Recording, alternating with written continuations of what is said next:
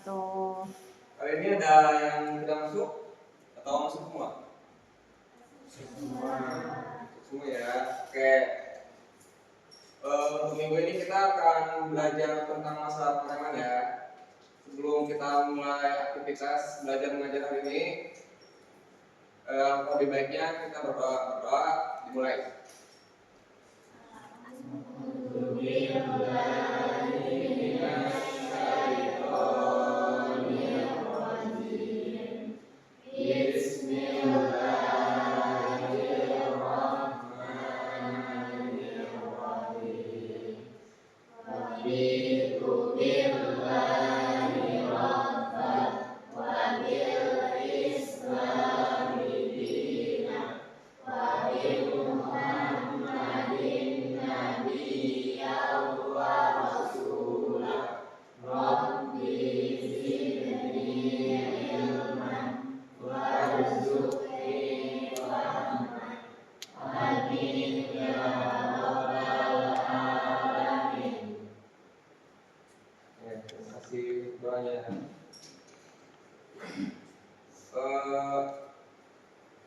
Untuk hari ini kita belajar tentang masalah pengereman ya. Sebelum memulai ke masalah pengereman, Bapak akan menjelaskan dulu tujuan pembelajaran kita minggu ini ya. Jadi tujuan pembelajaran kita minggu ini yang pertama adalah agar kalian bisa memahami fungsi dari masing-masing komponen pengereman. Itu yang pertama. Yang kedua, untuk memahami masalah-masalah yang mungkin terjadi pada sistem dan komponen-komponen pengereman tersebut. Dan ketiga, agar kalian bisa mengerti dan mencari solusi tentang masalah-masalah yang terjadi pada sistem komponen pengereman tersebut. Untuk itu, sebelum memulai pembelajaran, ada yang mau ditanyakan terkait sistem pengereman? Tidak ada. Di sini ada yang tahu nggak tentang masalah pengereman? Kan semua pada punya motor mungkin lah ya. Ada yang tahu apa aja yang termasuk dalam sistem pengereman? Jangan tahu, bebas, ini pertanyaan bebas, siapa aja boleh menjawab. Kampas, betul. Apa lagi? Apa? Yang buat keren pokoknya apa aja coba? Yang kalian tahu. Coba apa lagi? Siapa yang tahu?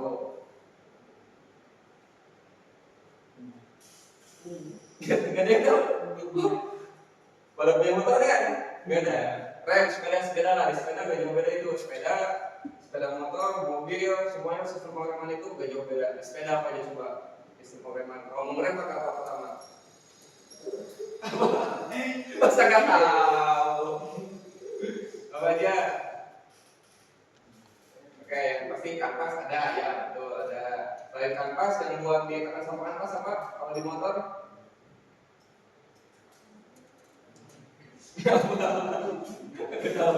Oke, kalau di rem yang cakram berarti piringan cakram ya. Kan ditekan sama kanvas dia akan menjadi berhenti. Kemudian yang berikutnya apa? Yang buat tekan kanvas? Yang buat mendorong kanvas apa namanya? Di sepeda motor jadi sepeda motor yang apa? Apa? Yang bentuknya kayak begitulah yang di atasnya piringan cakram. Siapa yang tahu? Anak-anak, yang cewek, gak ada yang tahu. Masa gak ada yang tahu? Gak pernah naik motor nih kayaknya nih. Tahu nggak? Tahu? Apa? Kaliper. Ya, tuh kaliper. Selain kaliper apa lagi? Yang lainnya? Yang kalian tahu, jangan kalian tahu. Bebas ini. Apa lagi? Beda, ada yang tahu lagi?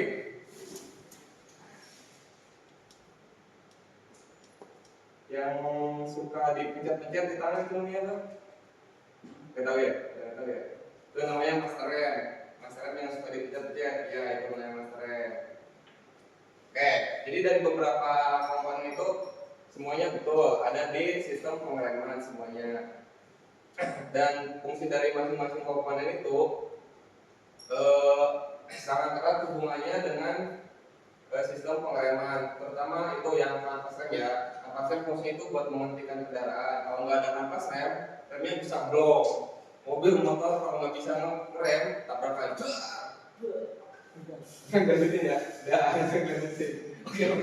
Kalau lanjutannya kita. Oke. Berikutnya kita mulai aja ya langsung ya.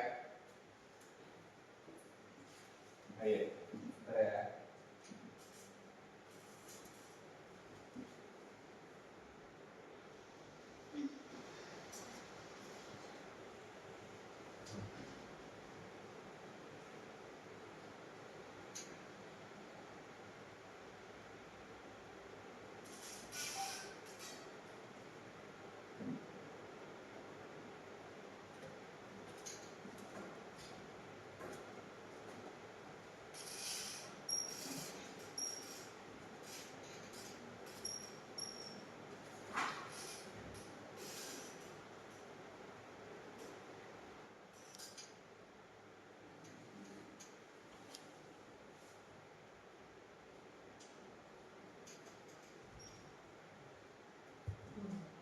Oke, kita mulai.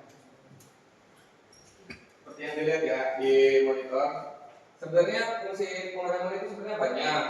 Dari sistem-sistem itu ada yang konvensional seperti ini, seperti di mobil-mobil standar pada umumnya. Ada juga yang lebih advance kayak di mobil-mobil yang pertama biasa dia ada ABS-nya.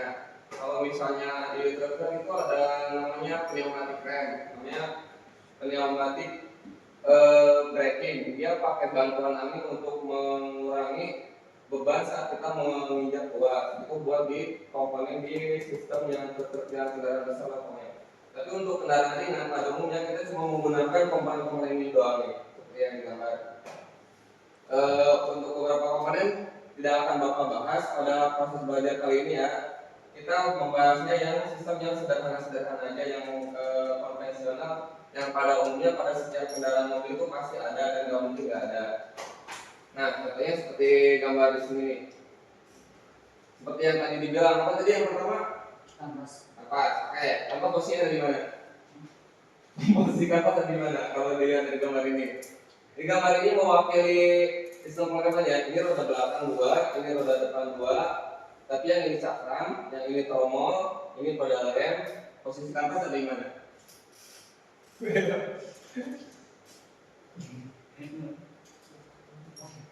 Ayo, yang jawab paling banyak, yang pengetahuan yang paling bagus nanti dikasih hadiah. Yang paling aktif ada hadiahnya pokoknya. Beneran ini hadiahnya real.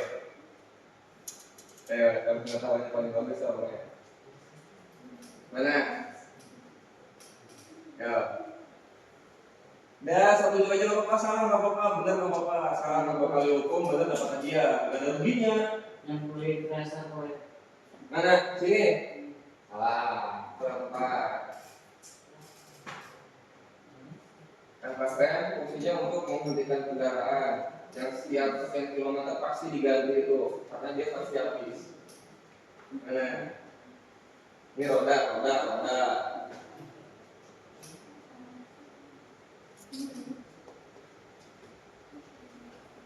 Oke, bingung ya? Oke, kanvasnya itu kalau nggak di sini, dua sini, ada di sini juga, dua sini ini.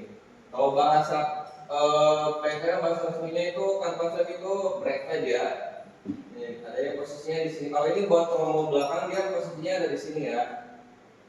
Nih, kalau misalnya yang di cakram, posisinya dia ada di sini, 2 biji. Tergantung dari sistemnya. Kalau misalnya sistemnya dia mati.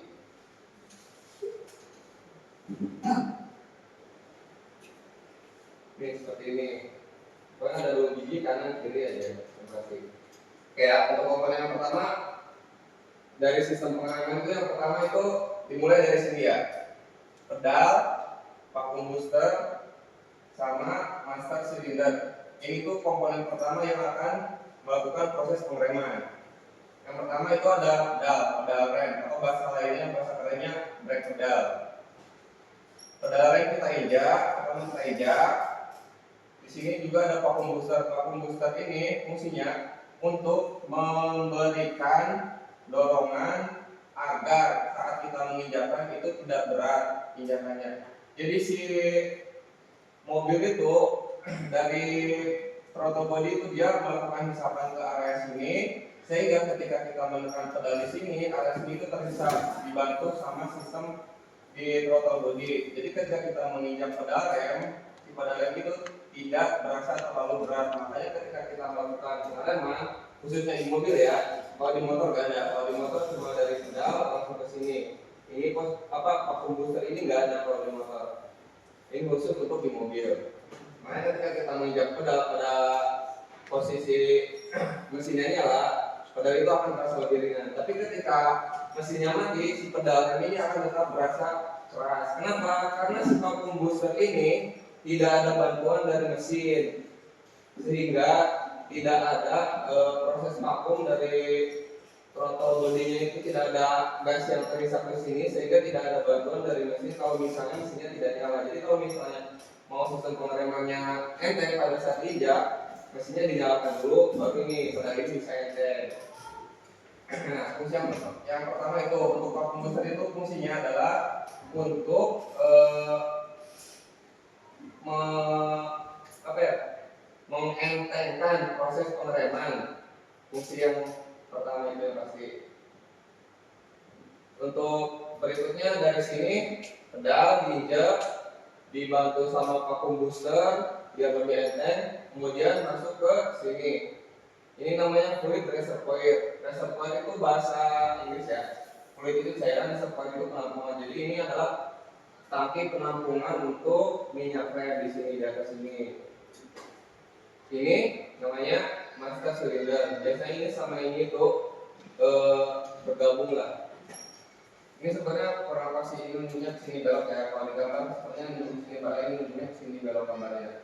Kalau ini namanya equalizer. Nah, pertama ada pedal fungsinya untuk mendorong piston ini. Wakilan. Oke, pedal mendorong piston ini, tuas ini dibantu sama vakum biar enteng. Kemudian piston ini yang di dalam master cylinder ini dia mendorong minyak rem ke seluruh komponen yang ada di sini. Jadi fungsi pertama pedal adalah mendorong tuas yang panjang ini sampai ke piston master cylinder. Fungsi vakum adalah untuk memberikan tenaga agar lebih enteng. Fungsi reservoir adalah untuk menampung cairan. Nah, tugas yang paling utama pada proses pengereman itu ada di sini. Ini yang paling vital. Fungsinya namanya adalah master cylinder. Master cylinder itu berfungsi untuk mendorong cairan yang ada di tangki penyimpanan ini dan yang ada di dalam sini didorong ke seluruh komponen yang ada di sini semua agar blok yang ada di sini, piston yang ada di dalam blok sini itu mendorong ke atas sehingga terjadilah pengereman. Jadi fungsi dari master cylinder ini adalah untuk mendorong minyak rem agar terjadi proses pengereman ya, secara umum seperti itu. Oke, kita mulai lagi dari awal ya. Dari sini pedal diinjak, dibantu vacuum booster biar enteng, kemudian masuk di sini ada piston yang mendorong minyak rem masuk ke dalam sistem, kemudian masuk ke sini. Di sini tuh namanya equalizer. Equalizer itu fungsinya untuk membagi minyak rem agar terbagi ke part-partnya agar terbagi sama rata, agar proses pengereman itu lebih optimal ya. Dengan pipa-pipa ini dibagi-bagi semua masuk sini, dari equalizer masuk ke rem depan, masuk ke rem belakang. Ini bagi dua lagi, sini ada equalizer lagi. Oke, dari sini masuk ke equalizer, kemudian masuklah ke sini. Nah, ini namanya apa yang tadi? Dari tahu? Master. Nah ya, master rem. Bukan master rem, kaliper. Kalau master rem lebih condong di sini kalau bahasa master itu master cylinder. Kalau ini namanya kaliper. Untuk di rem cakram kita biasanya menyebutnya kaliper. Nah, fungsi kaliper ini adalah mendorong kanvas rem agar dia tertekan, menekan ke piringan ini sehingga piringan itu terjepit dan dia menghentikan kendaraan. Jadi fungsi dari kaliper ini adalah meneruskan dorongan dari master silinder ini agar si cairan ini bisa mendorong kanvas remnya. Jadi dari sini ditekan, maju ke sini, masuk ke dalam. Di sini ada ada kaliper, dalamnya ada piston. Piston tersebut menekan kampas rem dan kampas rem itu tertekan sehingga menjepit piringan rem,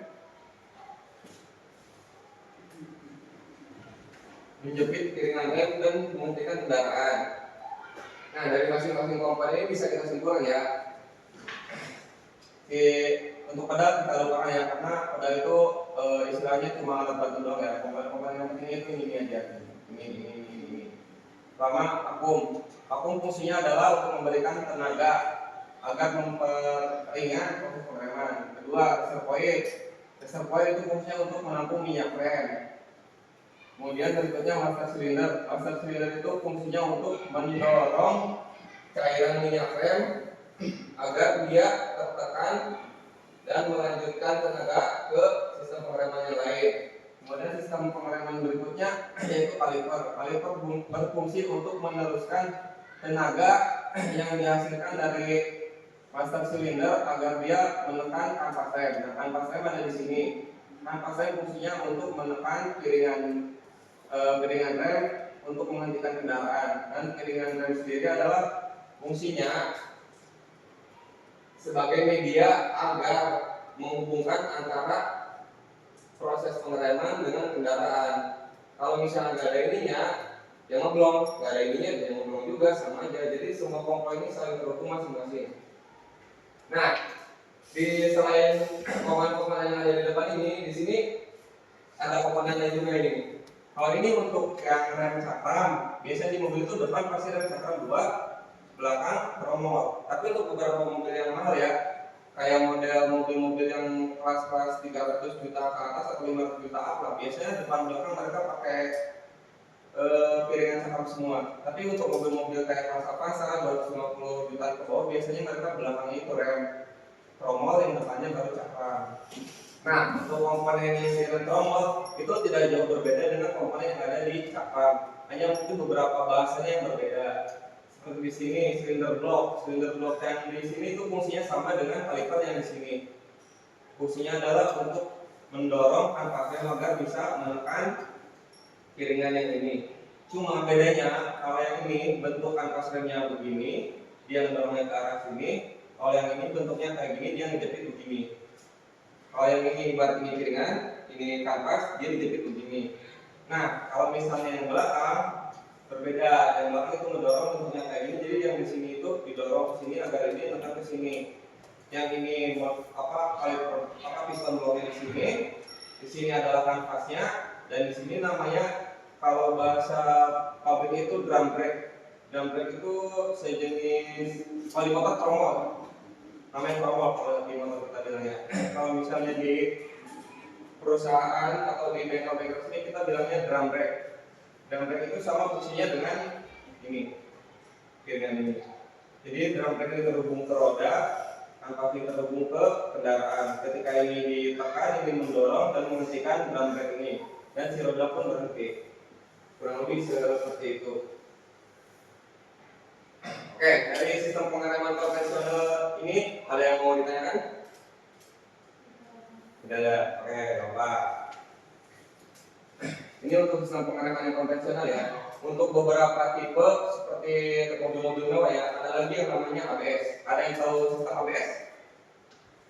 Atau kepanjangannya? Adit mungkin tahu Adit? Gak tahu? Yang lain? Gak ada. ABS itu namanya sistem anti-lock braking system. Fungsinya anti-lock braking system itu, kita pernah nggak ketika tidak sengaja saat kita membawa kendaraan motor atau sepeda, kita langsung rem depan nih, nggak sengaja langsung ditekan semua, langsung berhenti kan kita si rodanya. Nah, karena langsung berhenti itu berpotensi untuk menimbulkan kecelakaan, karena ketika kita menekan rem sekaligus, roda depan berhenti kan dia ngunci, dia nggak bisa muter, otomatis si roda depan itu pasti slip dong, kepleset dan akhirnya jatuh. Nah, sistem ABS ini fungsinya adalah untuk meminimalisir terjadinya kecelakaan seperti itu. Jadi sistemnya dia kalau misalnya ABS, di sini tuh ada penambahan. Nih setelah equalizer biasanya ada ABS yang modul ABS di sini. Kalau nggak di sini biasanya ada yang keempat-empatnya ada yang cuma buat dua doang. Tapi biasanya di area sini tuh ada bagian ABS nya. Fungsinya agar ketika kita melakukan pengereman secara mendadak, si roda itu tidak langsung berhenti, tapi berputar sedikit-sedikit. Contoh, ketika kita melakukan pengereman, kalau yang konvensional seperti ini ya, ketika kita ini roda muter begini. Ketika kita tarik close rem, dia itu langsung berhenti kan. Tapi ketika ada sistem ABS namanya anti-lock braking system, ketika roda berputar, kita injak rem, ini tuh nggak langsung berhenti kunci, tapi dia muter dikit sehingga si roda itu tidak terjadi slip dan meminimalisir terjadinya kecelakaan akibat roda yang berhenti sesuai namanya anti-lock braking system, sistem anti mengunci, sistem rem anti penguncian. Jadi seperti itu. Untuk sistem yang ada di kendaraan-kendaraan besar seperti pneumatic braking itu terlalu kompleks ya, tidak kita bahas di sini. Ini lebih ke kita bahas yang umum ada pada kendaraan ringan saja. Kalau misalnya yang ABS itu memang tidak kita jelaskan di sini karena memang pada umumnya itu tidak semua mobil itu pasti ada ABS-nya, tapi semua mobil pasti ada komponen ininya. Jadi tidak akan kita tambahkan di sini, yang kita bahas cuma sistem konvensional yang ada di sini saja. Di sepeda motor pun sama ya. Kalau adik-adik punya motor di rumah kurang lebih bentuknya sama kayak ini. Cuma bedanya kalau misalnya di sepeda motor itu rodanya cuma 2, kalau di mobil rodanya ada 4. Kalau misalnya mau diibaratkan di sepeda motor, kita anggap aja itu begini. Ini rem depan, ini rem belakang. Bentuknya sama, ini tuas yang di tangan. Kurang lebih semacam itu. Oke, kita ulangi ya. Brake booster fungsinya untuk menambahkan tenaga agar mempermudah pengereman ya. Fluid reservoir, sesuai namanya ini tangki penyimpanan untuk cairan. Master cylinder, sini fungsinya adalah untuk memberikan dorongan kepada fluida atau cairan agar bisa melakukan pengereman. Kemudian di sini ini pipa ya, pipa. Di sini adalah kaliper. Kaliper ini fungsinya adalah untuk meneruskan dorongan dari master cylinder agar si kanvas rem ini bisa menekan piringan cakram yang ada di sini. Kemudian di sini adalah kanvas rem. Kanvas rem fungsinya adalah sebagai media untuk menghentikan piringan. Nah, ini piringannya sendiri. Dari situ ada yang mau ditanya lagi? Mungkin ada yang pernah punya masalah di rumah terkait dengan sistem pengereman sepeda motor atau sepeda? Ada yang pernah punya masalah? Ada yang pernah punya keluhan? Mungkin di rumahnya pernah pakai sepeda motor, atau pas jalan, kamu belum kenapa ini? Pas di tengah-tengah nggak bisa ngerem. Pernah ada yang kejadian? Nggak ada. Oke, kalau misalnya nggak ada, kita lanjutkan ke diskusi berikutnya ya. Ini Bapak punya beberapa gambar untuk terkait sistem pengereman. Untuk yang ini sistem secara umum ya, secara keseluruhan ya. Nah, ini sistem yang lebih simpel lagi. Nah, ini ada contoh sistem pada apa namanya, rem cakram. Kita ibaratkan ini seperti di mobil, tapi ini dipersimpel dan dijelaskan di gambarnya ya. Nah, yang ini namanya master cylinder seperti yang tadi. Fungsinya adalah untuk mendorong minyak rem. Dari sini pedal didorong. Di sini harusnya itu kalau normalnya ada brake booster untuk memperringan dorongan ya. Di sini nggak digambarin ya, nggak ada. Ini berarti ini master cylinder. Sini cairan masuk sini. Nah, di sini namanya kaliper, sama kayak yang tadi kaliper. Jadi dari sini dorong, dari sini itu ada piston itu mendorong minyak rem.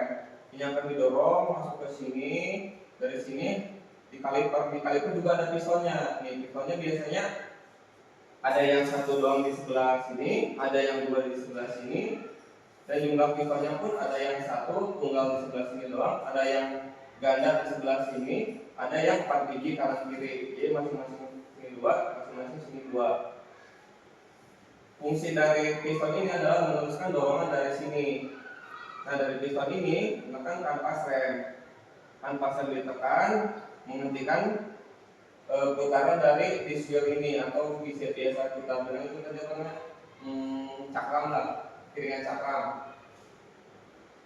Untuk tipe-tipe kaliper sendiri ada beberapa macam ya. Ada yang sistem 1 piston, 2 piston, dan kalau yang 2 piston sama yang 4 piston itu biasanya sistemnya berbeda ya. Kalau misalnya 2 piston dan 1 piston yang posisinya sama-sama di sini ya, ketika dia ada tekanan di sini, si kaliper ini pasti goyang kanan kiri.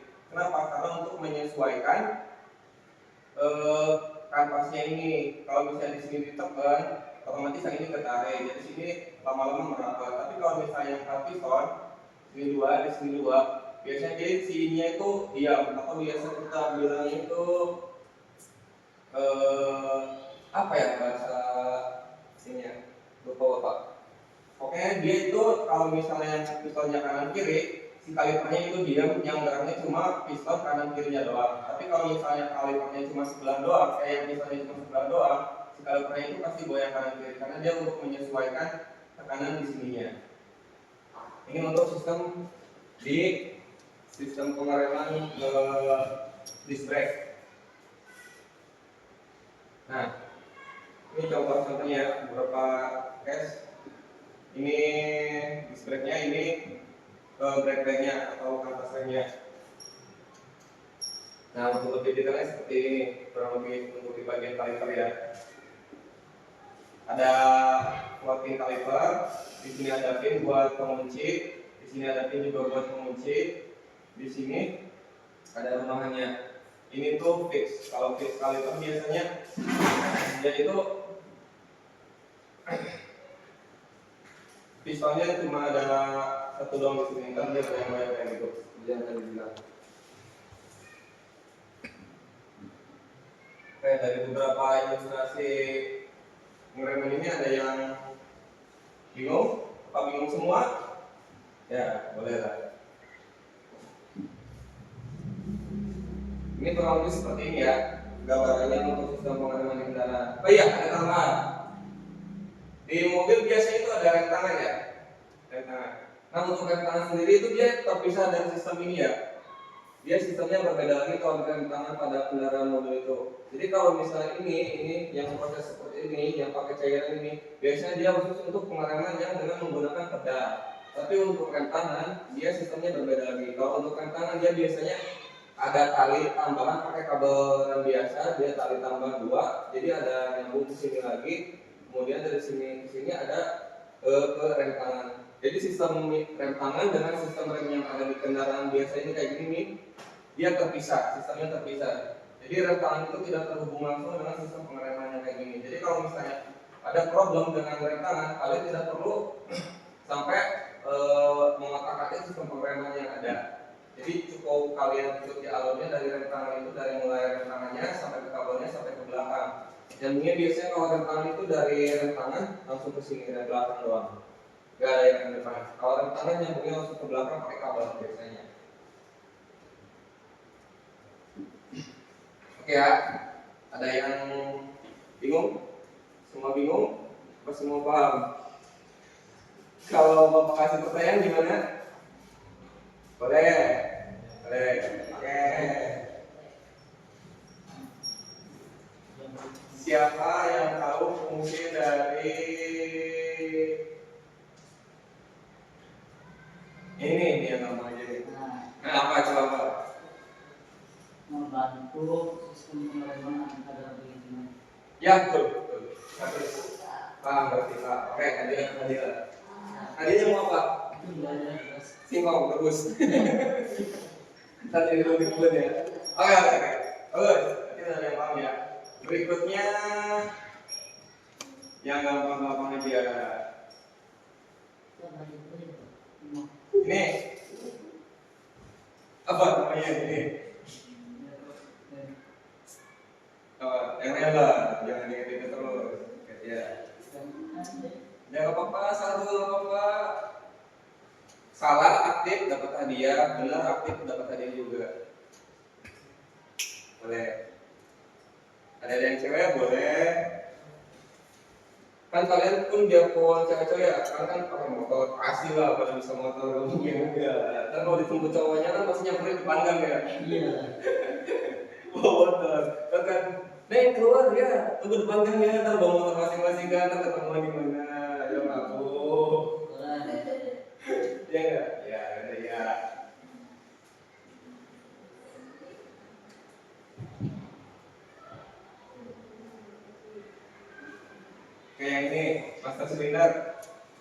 Ada yang tahu lagi?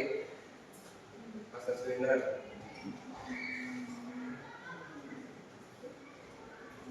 Ayo. Kasih tahu kalian aja yang kalian ingat. Apa? Sistem apa? Pengeretan? Pengeretan itu apa? Tolong bahasanya lebih baru. Bapak kurang paham. Pengeretan itu apa? Itu tadi teman kamu itu. Yang itu master sebenarnya fungsinya itu untuk mendorong minyak rem. Minyak rem. Jadi ketika kita injak pedal, si master silinder itu dalamnya ada pistol. Nah, si pistolnya itu mendorong minyak rem agar bersirkulasi di dalam sistem. Pokoknya yang paling gampang itu master silinder fungsinya untuk mendorong minyak rem aja, untuk mendorong minyak rem. Kemudian ini yang gampang nih, fluid reservoir atau reservoir tank. Tahu? Apa?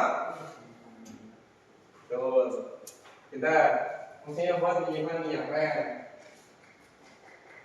Kalau misalnya ini yang paling gampang, cewek-cewek siapa yang mau nih? Saya tunjuk nih. Iya kamu apa? Kata rem buat apa kata rem?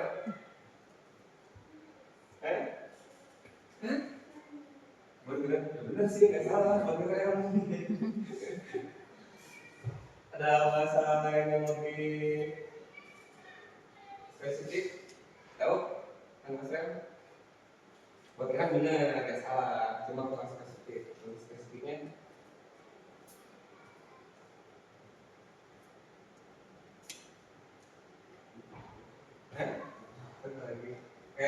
fungsi kanvas rem itu fungsinya ya untuk menghentikan putaran dari piringan rem ini. Jadi si kanvas rem itu terdorong oleh piston yang ada pada kaliper di sini. Jadi ketika di sini ditekan, si kanvas rem itu terdorong. Lebih spesifiknya sebagai media untuk menghentikan putaran dari disc brake ini. Media untuk menghentikan putaran disc brake ini. Karena yang bersentuhan langsung dengan piringan rem itu ya kanvas rem itu. Kalau kanvas remnya habis, remnya bisa ngeblok. Kalau misalnya kanvas remnya habis, dipaksakan untuk terus berjalan. Biasanya kalau di motor yang rem depannya biasa kalau kanvas habis suka ada cering. Nah itu ciri-ciri kanvas remnya udah mulai habis. Si besinya udah mulai aduan sama piringan remnya. Jadi kalau misalnya kalian bawa motor ya, di roda depannya dipastikan ada bunyi cering terus-terusan ya. Itu si kanvasnya udah habis, dia si dudukan besinya itu udah aduan sama piringannya. Jadi kalau misalnya ada suara kayak gitu kalian periksa aja, pastiin. Biasanya kalau kayak gitu pasti udah habis itu, udah minta ganti. Ya betul, tapi enaknya ganti motor. Ya ganti motor. Jadi kan kalau ganti motor mahal kita menggantikan pasangnya aja. Tuh, kalau udah ada kayak gitu, biasanya ada itu masalahnya. Kayak tadi kan kita udah belajar masing-masing fungsinya ya. Kemudian kita akan belajar beberapa masalah yang terjadi ya dari masing-masing komponen ini ya. Oke, masalah pertama di vacuum booster. Fungsi vacuum booster ini kan untuk menambahkan tenaga ya, meringankan dorongan di pedal ya. Kalau misalnya vacuum boosternya bocor, masalahnya apa yang mungkin terjadi? Tidak. Oke, masalah yang mungkin terjadi adalah kebalikan dari fungsinya. Fungsinya dia untuk membantu proses pengereman ya, menambahkan tenaga agar dorongannya ringan. Kalau misalnya di sini bocor, sistem di sini bocor, tenaganya jadi berat. Jadi dia sama sekali nggak ada fungsinya. Tujuannya untuk memperingan, malah jadi nggak ringan. Jadi kalau misalnya ini bocor, si rem itu masih terasa berat, sangat berat. Ya lumayan berat kalau misalnya ada kayak gini aja di mobil. Karena kan dia untuk menghentikan patroli ya. Jadi di sini pistonnya agak gede jadi agak berat beda sama di motor ya. Kalau misalnya di sini ada masalah, pengereman pasti berat. Biarpun mesin hidup, mesin mati, pengeremannya pasti berat. Oke, itu beberapa masalah. Kalau misalnya yang di sini tangki penyimpanan, Apa masalah yang kejadian di tangki penyimpanan? Sama bocor bisa. Kalau misalnya tangkinya bocor, asupan buat masuk ke sini itu berkurang. Kalau misalnya asupan buat ke master silinder berkurang, sistem pengereman tidak optimal. Biasanya seringnya kalau misalnya ini kehabisan, kemudian ini sampai ke isi angin, kiranya bisa blow. Kadang pas masih dingin kita ngerem itu normal, tapi ketika udah dipakai jarak jauh, makin jauh remnya panas, di sini keisi udara gara-gara ininya habis, di remnya jadi blow. Karena di sistem sini tuh nggak boleh ada udara sama sekali, harus full fluid. Fluid dari sini itu harus penuh, dan di sini nggak boleh ada anginnya. Kalau ada anginnya dia bisa ngeblow di kondisi tertentu ya. Kalau misalnya di sini ada problem di master cylinder, apa problemnya kemungkinan? Fungsi master cylinder itu untuk mendorong minyak rem ya, untuk mendorong minyak rem. Kalau misalnya master cylindernya bermasalah, apa kira-kira contoh kasusnya yang bisa terjadi?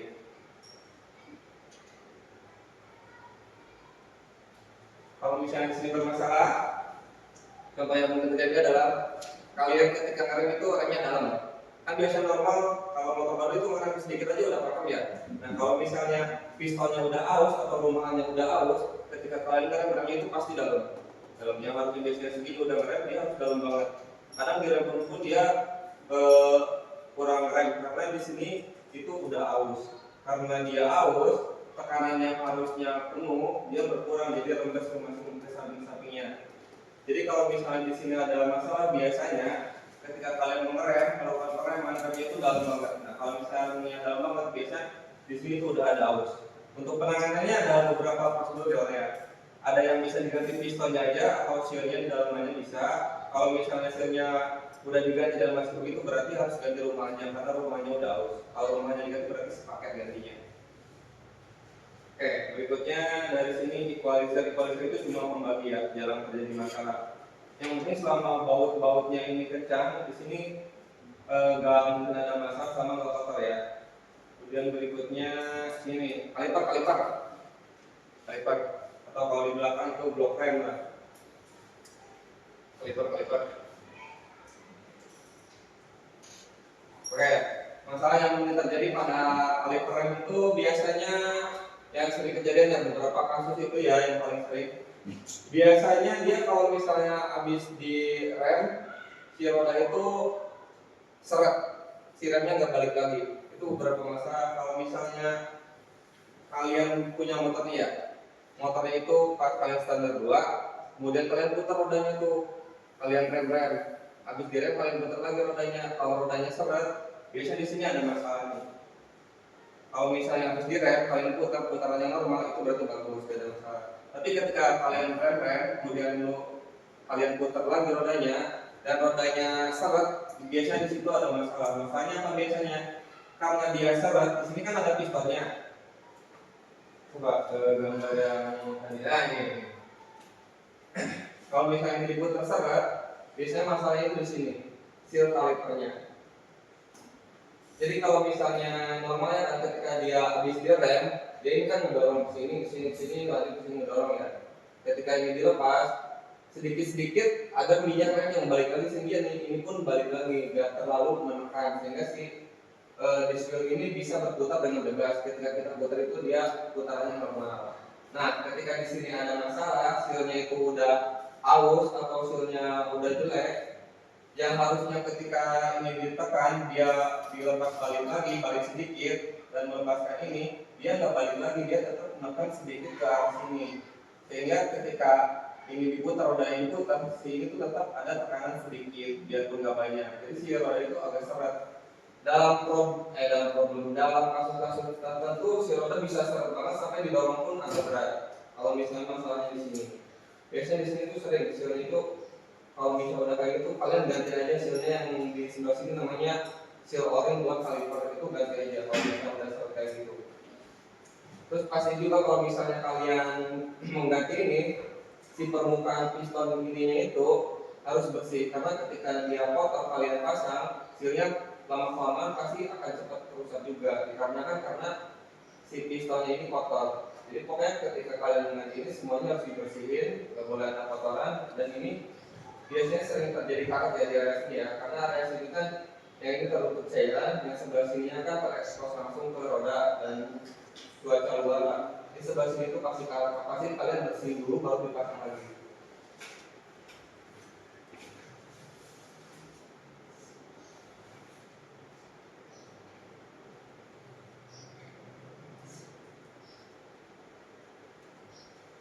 Oke, itu beberapa masalah yang mungkin terjadi ya. Untuk solusinya seperti yang tadi Bapak jelaskan ya, kalau misalnya sini bocor, solusinya satu ditambal. Kalau misalnya memang bisa ditambal, kalau misalnya nggak bisa ditambal, mau nggak mau kita ganti. Karena komponen ini tuh ya sebenarnya tidak terlalu penting tapi penting. Cuma kalau nggak ada ini, kita ngerem berat dan kemungkinan besar untuk menghentikan kendaraan dengan kecepatan yang sangat tinggi itu nggak mungkin bisa karena terlalu berat. Jadi komponen ini kita nggak vital tapi harus ada. Kalau misalnya yang ini seperti tadi dibilang, ketika dia udah terlalu dalam, solusinya adalah kita mengganti seal yang di dalam sini. Ini di sini ada seal ini. Kalau misalnya motor kalian tuh, kalau misalnya udah dalam, ganti ininya aja nih, batang ininya. Sealnya, kalian bisa ganti ininya aja. Kalau misalnya rumahannya masih bagus, ininya diganti, itu biasanya bagus lagi. Tapi kalau misalnya rumahannya udah aus, kalian ganti ini pun percuma. Karena ininya udah aus, udah tipis, jadi si ini ke sini yang harusnya rapat, dia udah renggang, udah nggak bisa nahan tekanan dari ini yang lagi. Jadi ini harus diganti sepaket kalau misalnya kondisinya memang sudah aus dua-duanya. Kalau misalnya ausnya salah satu, bisa diganti sealnya saja. Kemudian yang berikutnya ini ya. Kalau masalah di sini seperti tadi bilang kan, kalau misalnya udah seret di sini biasanya oringnya yang udah kena. Kalau misalnya ininya udah tipis, ini juga kalau misalnya kalian punya motor ya, kalian ukur lah piringan cakramnya. Jangan sampai terlalu tipis. Kalau terlalu tipis bahaya juga. Kenapa? Karena ketika ini bersentuhan ke sini, ini tuh masing-masing akan mengikis, saling mengikis. Ketika kampas rem bertemu piringan cakram, mereka itu bergesekan. Ketika terjadi gesekan, akan terjadi pengikisan. Nah, pengikisan ini yang pasti kalah duluan itu biasanya kampas rem. Makanya kampas rem itu part yang pasti diganti dan harus habis. Tapi kalau kampas rem yang terlalu keras, kalau contohnya kalian beli kampas rem ya yang bagus, jual bagus, beli lah yang racing lah. Merek apa kayak Sumberak kayak apa lah yang bagus. Kalau terlalu keras, bisa aja ketika dia bersentuhan sama ini saling gesek, dua-duanya sama-sama kemakan. Oke lah, karena ini kampas rem memang disetting lebih lembek dan pasti habis, pengikisannya nggak sebanyak dari yang ini. Tapi kalau misalnya ini terlalu keras, ini yang nggak diimbangi dengan piringan yang bagus, ini pasti piringannya juga habis. Jadi kalau misalnya kalian ganti kampas rem, pastikan kampas rem itu disesuaikan dengan kebutuhan. Kalau misalnya buat kalian jangan pakai yang racing-racingan, kecuali kalian ganti kaliper yang bagus. Karena kampas rem yang racing itu biasanya lebih keras, jadi lebih cepat mengikis piringannya ini.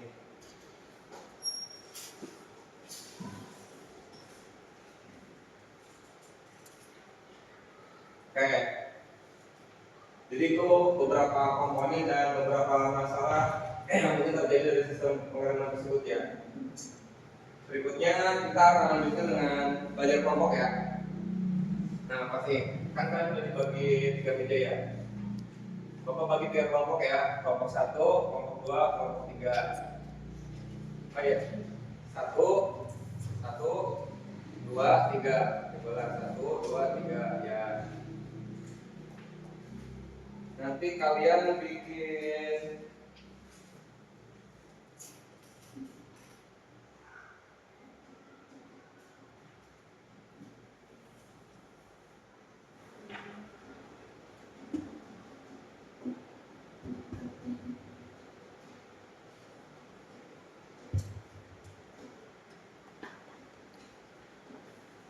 oke. Tugasnya itu untuk masing-masing kelompok nanti kalian presentasikan ya, perwakilan 1 orang aja boleh.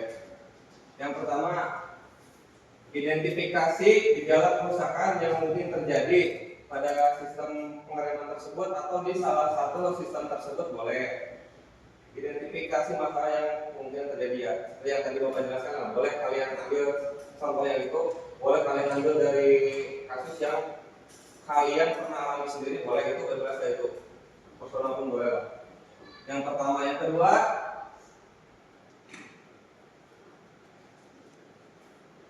identifikasi komponen atau sistem pengereman yang mungkin mengalami masalah. Yang pertama kan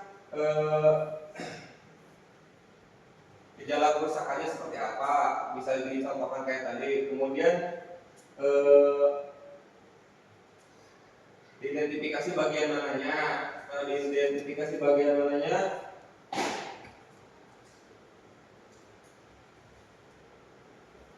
jelaskan penyebab kerusakannya, seperti itu. Nanti masing-masing dari satu kelompok itu bisa satu orang menjelaskan ya ke depan ya. Jelaskan dengan bahasa kalian sendiri, nggak masalah. Yang penting istilahnya kalian memahami dan mengerti sistemnya. Kalian jelaskan dengan bahasa kalian dari 3 masalah itu. Bebas mau pakai bahasa yang formal, non formal, bebas. Yang penting sistemnya itu kalian menjelaskan dengan bahasa kalian biar lebih mudah.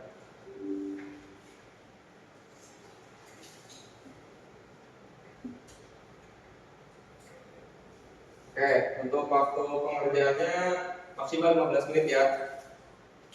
Dimulai dari sekarang jam berapa? 14.37. Kalau 15 menit berarti 14.50 kurang ya? 14.53, 55 boleh lah. 14.55. Oke, sampai 14.55 silakan kalian cari.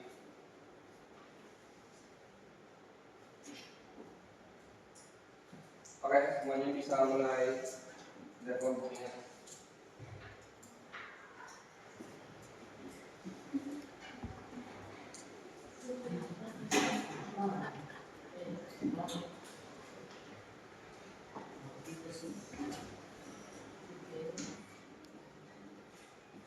Ada yang lihat charger laptop nggak? Oh ya, ntar ya bapaknya di charger laptop dulu.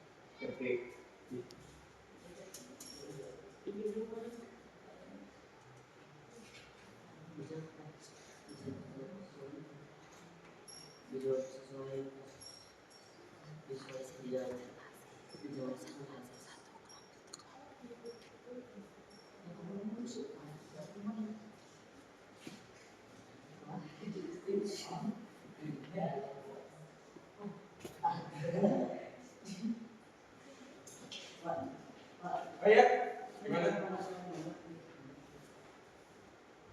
Ini dia surat kasus terima Iya, saya kasih kerja. ini makna Iya. Ini kelompok gue ya.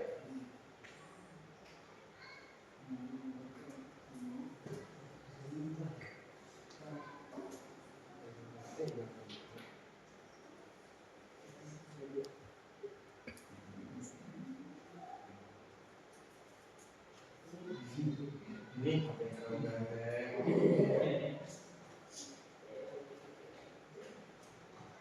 Dengan icon seperti ini.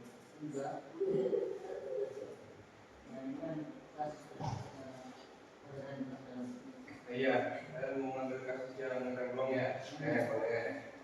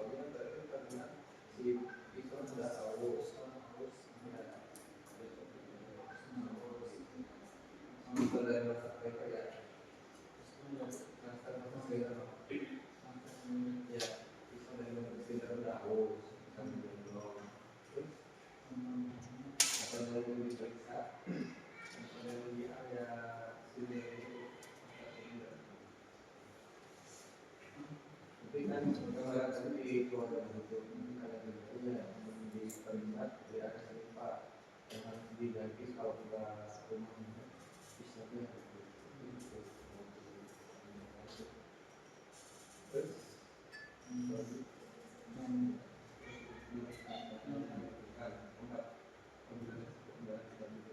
oh resikonya kalau memang lo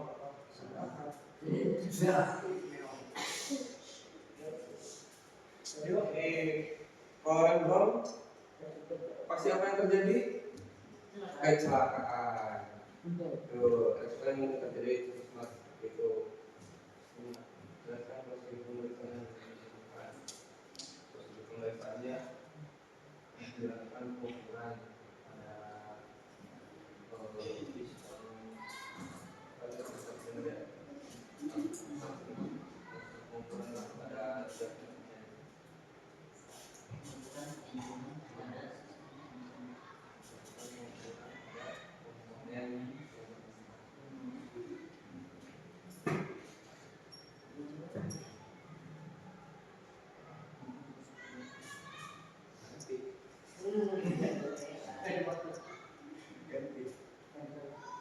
gantinya itu tergantung dari case-nya katanya. Jadi kalau misalnya case-nya pertama itu yang mengajukan itu surnya. Kalau misalnya surnya masih berarti ganti surnya aja. Kalau misalnya surnya diganti dia masih ganti berarti sama rumahnya itu diganti pak.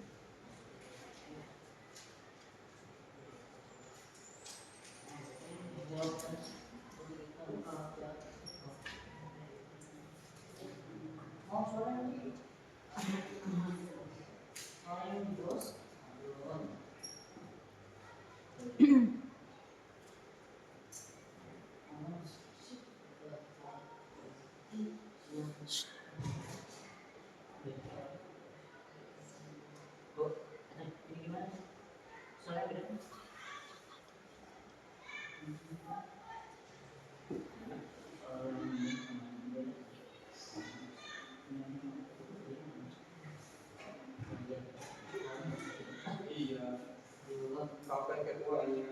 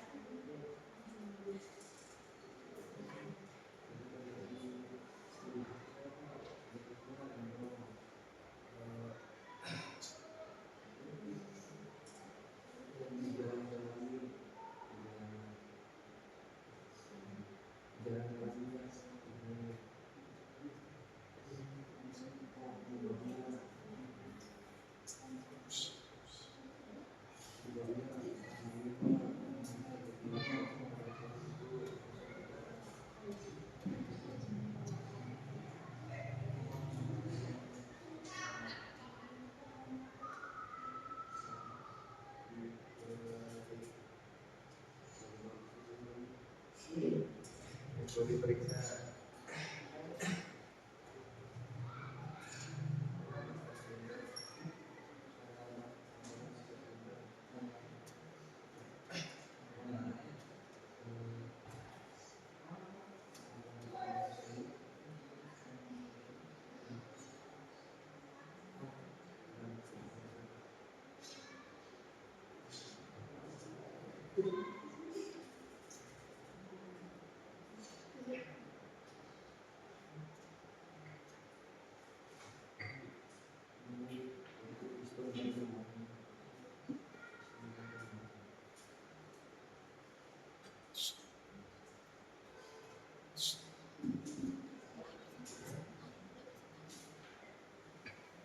Kalian udah? Gak apa-apa, boy. Sini gak apa-apa, udah kan? Sini, iya. Terserah mau satu kelompok. Ini catatan satu, catatan dua, kan digabungin tiba-tiba. Itu bagus itu, kan tadi? Hah? Ini enggak, bukan ngomongnya. Saya mau didiskusikan. Cukup. Bisa.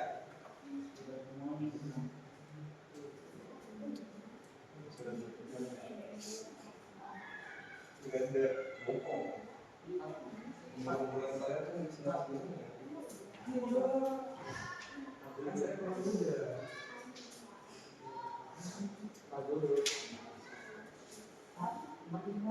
Iya, benar.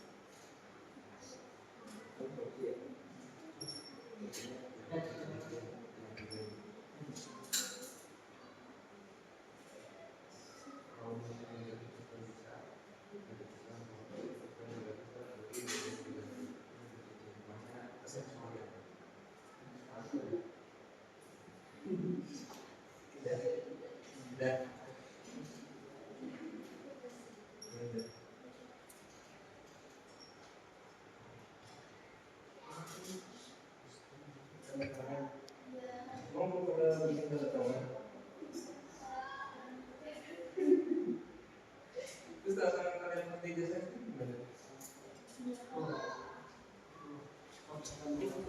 Saya tanda tangan yang bagus, kemudian kalian pakaikan.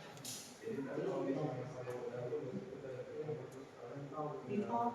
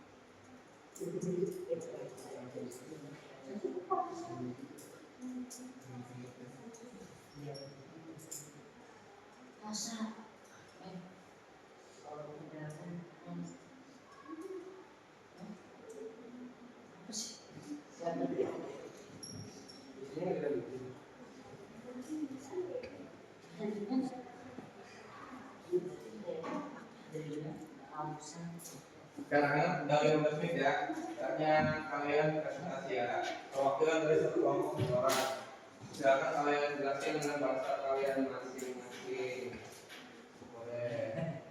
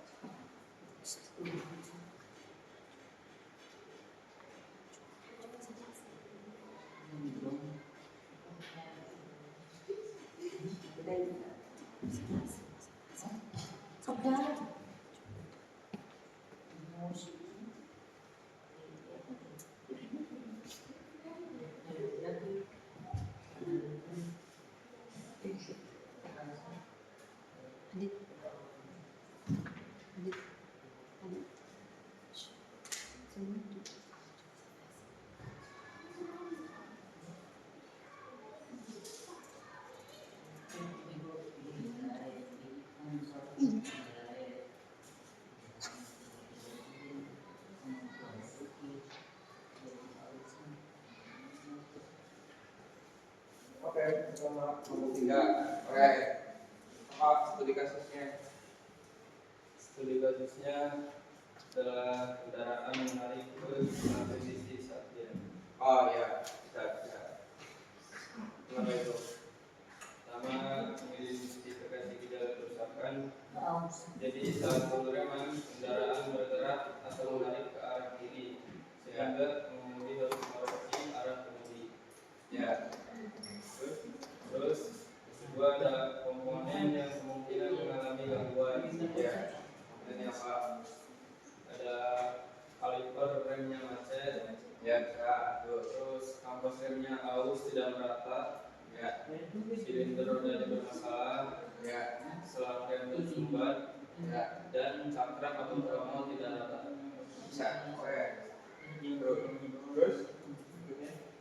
Terus sini saya akan menjelaskan penyebab kendaraan menarik ke satu sisi. Ya. Pertama itu ada gaya pengereman roda kiri dan kanan tidak seimbang. Terus ada salah satu kaliper yang macet. Ada kampas rem salah satu sisi lebih tipis. Ya. Bisa. Dan tekanan hidroliknya tidak sama. Ya, bisa. Bisa. Terus dampak terhadap keselamatan berkendaranya adalah pertama, kendaraan sulit dikendalikan. Ya. Ada berpotensi keluar dari jalur kendaraan. Ada ban cepat aus dan resiko kecelakaan meningkat terutama saat pengereman mendadak. Lalu bagaimana langkah diagnosis yang harus dilakukan? Jadi langkah yang harus dilakukannya adalah pertama, memeriksa ketebalan kampas rem kanan dan kiri. Terus ada memeriksa kerja kaliper. Terus memeriksa kebocoran saluran rem. Ya. Memeriksa kondisi cakram atau tromol. Dan menguji keseimbangan saat pengereman. Ya. Terus yang keenam adalah saya akan memberikan solusi atau tindakan perbaikannya. Ya, yang pertama, solusi atau tindakan perbaikannya adalah mengganti kampas rem yang sudah aus, lalu membersihkan atau mengganti kaliper yang macet, lalu memperbaiki sistem hidrolik apabila terjadi kebocoran, lalu mengganti cakram atau tromol yang sudah tidak rata, dan melakukan penyetelan dan menjahit kembali. Ya, jadi kesimpulannya dari studi kasus ini adalah kendaraan yang menarik ke satu sisi saat direm menandakan adanya ketidakseimbangan gaya pengereman. Penyebabnya harus segera ditemukan dan diperbaiki agar kendaraan tetap aman dikendari. Ya, betul. Oke, terima kasih. Ya, dari penjelasan saudara di sini kita tahu kalau misalnya terjadi pengereman yang menyimpang salah satu sisi itu penyebabnya banyak, tapi beberapa di antaranya itu adalah penyebaran tekanan yang tidak merata ya, sehingga ketika kita menginjak rem karena tekanan tidak seimbang, tekanan minyak rem itu hanya terjadi di salah satu sisi saja, sehingga ketika diinjak kendaraan itu bisa slip sebelah mengerem. Oke, kelompok 3 bagus. Kemudian berikutnya kelompok 1. satu boleh. Silakan. Ayo, boleh dijelaskan. Assalamualaikum warahmatullahi wabarakatuh. Waalaikumsalam warahmatullahi wabarakatuh. Adanya saya di sini ingin mempresentasikan hasil diskusi dari kelompok 1 dari materi kasus rem berbunyi saat pengereman. Ya. Yang pertama, identifikasi gejala kerusakan yang terjadi. Gejala yang terjadi adalah muncul bunyi berdenyut atau berderit saat pedal rem diinjak, terutama ketika kendaraan sedang berjalan. Yang kedua, analisis komponen sistem pengereman yang kemungkinan mengalami masalah. Komponen yang kemungkinan bermasalah adalah kampas rem, cakram rem, kaliper rem. Yang ketiga, jelaskan penyebab kerusakan tersebut. Penyebabnya antara lain kampas rem sudah halus atau tipis, permukaan cakram rem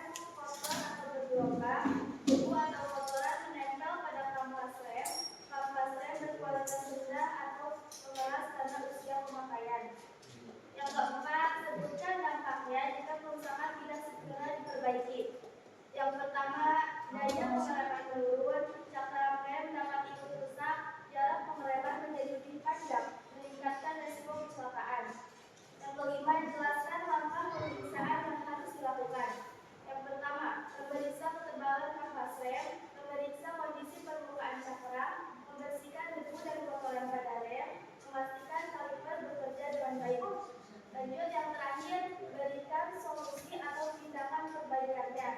Yang pertama, mengganti kampas rem yang halus, membersihkan atau mengukur cakram jika masih layak, mengganti cakram apabila sudah melebihi batas kehalusan, melakukan pemeriksaan dan servis berkala. Kesimpulan, bunyi berdecit saat pengereman umumnya disebabkan oleh kampas rem yang halus atau perlukaan cakram yang bermasalah, sehingga perlu segera diperiksa dan diperbaiki. Cukup sekian. Assalamualaikum warahmatullahi wabarakatuh. Waalaikumsalam warahmatullahi wabarakatuh. Penjelasannya. Oke ya. Jadi dari kelompok 1 itu sudah studi kasusnya bunyi saat pengereman ya. Ya, beberapa masalahnya memang bisa terjadi seperti yang dijelaskan tadi ya. Tapi sebenarnya masalah-masalah tersebut kalau misalnya dilakukan perawatan berkala, masalah bunyi berdecit tersebut harusnya tidak pernah terjadi ya. Itu biasa terjadi kalau misalnya pada kendaraan-kendaraan yang nggak pernah dirawat tuh. Biasa orang-orang tahunya cuma pakai doang itu. Gak mau rawat, gak mau ke bengkel, gak mau servis, yang penting beli sebelah ya. Iya enggak? Mending beli sebelah daripada ke servis.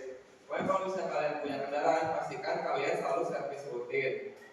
Kalian periksa juga komponen pengeremannya, kalian periksa semuanya, pastikan kendaraan kalian itu dilakukan perawatan sesuai dengan rekomendasi dari pabrikan ya, agar masalah-masalah seperti berdecit sama seperti yang tadi rem berat sebelah yang mengarah ke satu sisi itu tidak pernah terjadi. Karena kalau misalnya perawatan dilakukan itu hal semacam itu tuh udah terdeteksi duluan sebelum masalahnya terjadi. Oke, terima kasih kelompok 1. Yang berikutnya terakhir, Kelompok silakan 3. penutupan kelompok terakhir.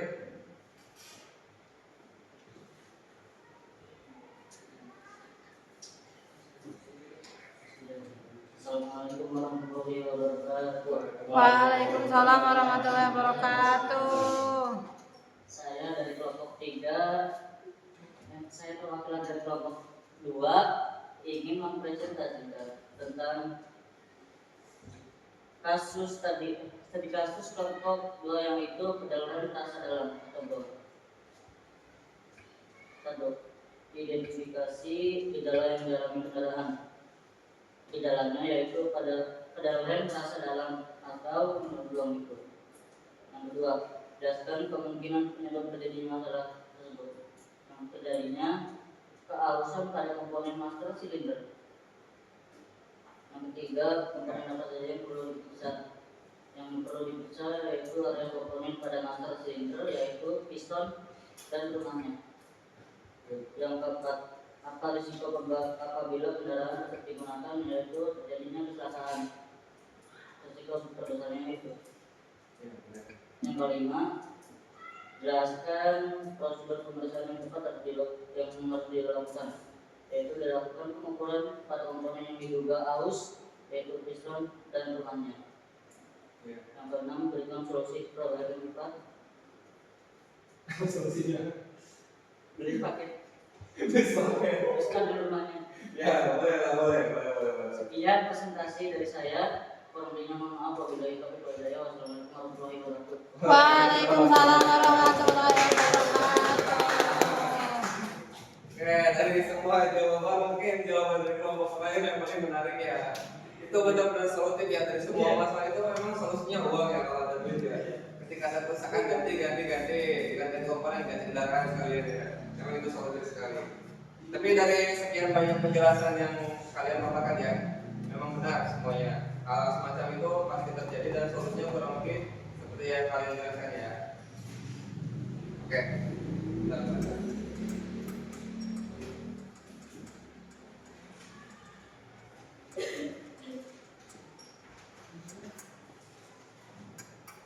Oke, karena kalian sudah melakukan presentasi atas soal-soal yang tadi,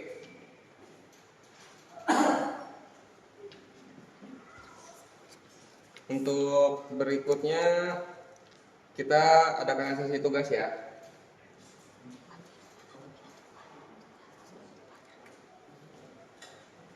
Untuk tugas minggu depan Masih terkait sistem pengereman ya? Bisa dicatat boleh.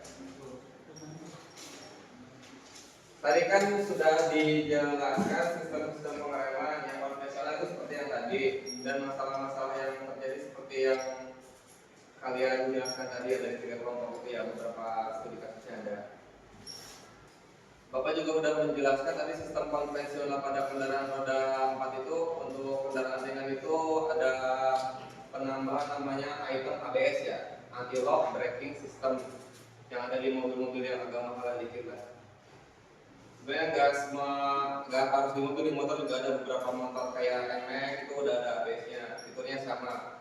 Cuma bedanya mungkin kalau di motor dia pakai ABS-nya itu cuma di satu ban doang, kalau nggak di yang depan bisa dua-duanya. Tapi kalau yang di NMAX itu biasanya dia cuma satu roda doang di bagian depan. Nah, studi kasus yang akan Bapak berikan itu terkait tugas minggu depan itu terkait dengan ABS. Kalian buat rangkuman terkait sistem pengereman ABS, terkait cara kerjanya. Ini seperti yang tadi kalian presentasikan di masing-masing kelompok, dan tugasnya pun ini kelompok. Dari masing-masing kelompok semuanya membahas tentang masalah ABS. Nanti kalian presentasikan lagi minggu depan masing-masing sesuai hasil dari diskusi kelompok kalian, yaitu pertama cara kerjanya, yang kedua kerusakannya, yang ketiga solusi dari kerusakan tersebut. 3 pertanyaan itu ya, nanti kalian buat soalnya, kalian tulis soalnya, kalian buat rangkumannya terkait cara kerjanya, terus kemungkinan kerusakan sama solusinya, terus kalian nanti presentasikan juga pas minggu depan ya, pertemuan berikutnya ya. Oke, karena minggu ini sudah cukup terkait pembahasan tentang sistem pengereman. Berikutnya saatnya kita pulang. Sebelum kita pulang, mari kita berdoa dulu. Sebelum pulang, doa dipersilakan. Doa mulai. A'udzu billahi minasyaitonir rajim. Bismillahirrahmanirrahim.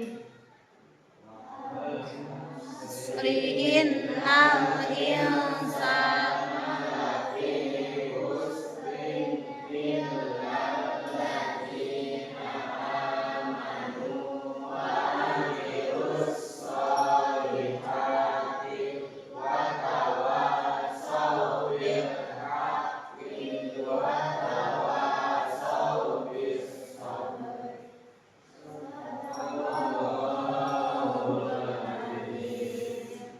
Oke, selamat kalian boleh pulang.